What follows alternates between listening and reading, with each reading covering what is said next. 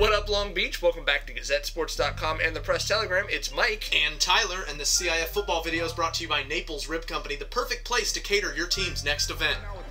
There comes a time, Tyler, and there comes a man. The weather's getting cold, the leaves are turning, what little leaves we have, and Iman Marshall is ready to get a ring for Long Beach Poly. He's not alone, though. He brought some friends to this quarterfinal game against the Jackrabbit Slayer. They're trying to slay the Jackrabbit Slayer, Troy Thomas and his Crespi Celts. Yeah, they've got the 30 strong over there. Just 30 Crespi players, 72 for Poly.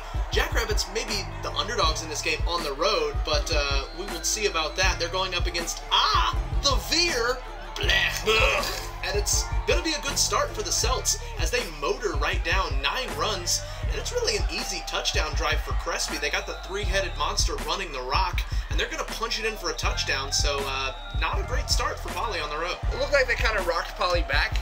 Maybe were a little bit more physical than Poly was expecting as they take that quick 7-0 lead. But they do run a high-risk defense. That's about as much safety help as you are ever going to see from Crespi.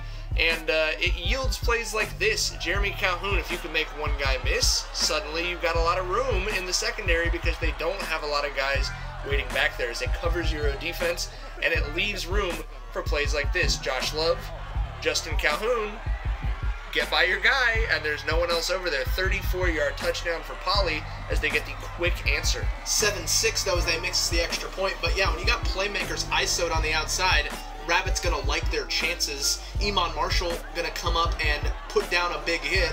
Was that a big hit, Tom? Quote-unquote big. We going to see. This forces a 4th and 2 at the 35. They go to the Belichick playbook, and Crespi, with the confidence, is going to go for it and get it. So, gutsy move right there. Poly would hold, and on the surprise punt, Marshall is going to be back and ready, and he's got an ailing toe, but forget about the hurting toe as he goes back and gets it and makes several guys miss on this return. Well, you can, I think, just see throughout the game the desire that that senior All-American has to do something special with this team. Here's your problem with cover zero, Tyler. One miss, Calhoun is gone again, this time for 60 yards. You're not going to catch Poly receivers from behind. You rarely ever see that. They take a 13-7 lead, and you kind of wondered if Crespi is going to shift to a different defense. But the answer was no.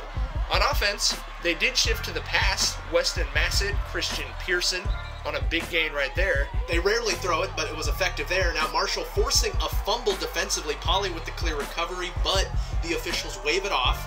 They say no, the runner was down with the football, so it's going to stay with Crespi, a missed opportunity for the Rabbit defense, and that's going to lead to this touchdown from Torrance Brumfield. And now Crespi takes that momentum right away, and they're back in front by a point. Well, I think you sort of wondered, okay, is this going to end up being the story of the game, especially because Poly's next possession, tip drill, picked off by Anthony Doxey, don't get doxed.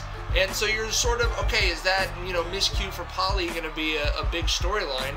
Chris May into the end zone here. So Crespi all of a sudden, bang, bang, goes up 21-13 with 5 minutes left in the second quarter. Poly can't get anything going. Josh Love is sacked, and that'll take us to halftime. Crespi up 8, going to the locker room. Poly does get the ball first, and they want to go to work. It's also a soccer field, and Poly, you could say, was on the front foot in that second half. They go to Jeremy Calhoun on the run, and then Love, go up top, and Calhoun go get it. Nice play over Marvell Tell, the All-American. He would exit with 5 catches for 149 and 2 touchdowns. As you see, he gets bent back right there. Ouch. And then James Brooks, the running back, number 10, he's been doing some fancy moves for a big guy. He's going to bring him into field goal range. So Poly, nice sort of nerve-settling opening drive there. And then Poly really flying around. They kind of beat people up a little bit. Iman Marshall, Biggie, obviously keying that. Just so physical in this second half. And on this play, he's going to force the fumble. And Omari Lyles is going to immediately fall on top of it. Refs rule that a fumble recovered by Poly. No controversy there.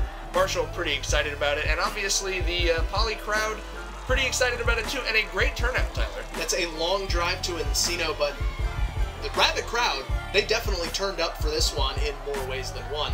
And go tell it on the mountain. Biggie with the catch over the All-American. Antonio Pierce fired up about that one. Yes, salute the camera as 8 is just a playmaker. And then, speaking of playmaking, Love hefts this one up there for Johnny Rucker, and what a catch from 5, who is out there scolly hunting, taking names.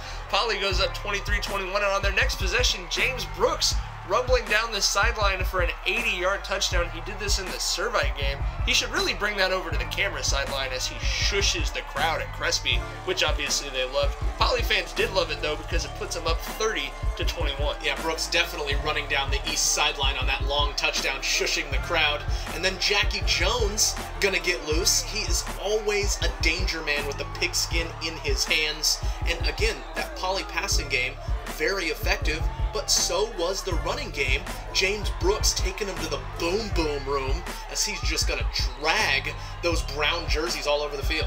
And the cover 0, once again burning Crespi. Johnny Rucker just gets inside his man on a little slant, and he's gone because there's no help over the top. 37-21 Jackrabbits halfway through the fourth quarter. Obviously, the student section loving that for the Jackrabbits.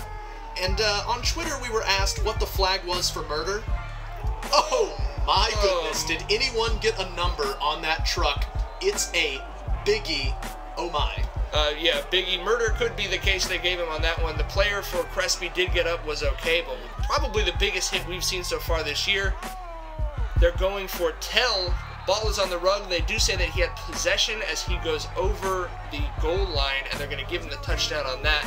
Poly gets the ball back and didn't miss a beat, though. 98 yards for Jeremy Calhoun, 108 for Brooks, as Poly actually outgained Crespi on the ground. Did not see that coming with that vaunted veer offense, and a little bit more rushing yardage here as Love keeps it himself, and a dirty play. Yeah, the horse collar in the end zone. Love would be okay. Good job getting the feet away from under him. And it's really just a celebration on that Poly sideline. They are starting to pull away here. And who are you going to go to for that game-sealing pick? Kobe Williams, number 23, has been the guy on the spot for the Jackrabbits, leading them in interceptions this year. And it was a turn-up time for the green and gold as head coach Antonio Pierce sharing some fun times with his team. Oh, go get yours. Go get yours. I mean, you get hyphy. I mean, he doesn't have a hair up top, but he was shaking those dreads in spirit. Those are ESPN cameras on him, so you can let loose just a little bit. AP and the Jackrabbits feeling this big quarterfinal win. We'd like to thank our sponsors, as always, Naples Rib Company and Papalucci's, putting the eat in 2nd Street and allowing us to put our videos on your mobile platform or laptop. This sets up the game we've been looking for all year, a rematch of that 2012 CIF semifinal between Poly and Bosco. They will be at Cerritos College next Friday, and you can bet we will have coverage of that game all week long and, of course, Friday night.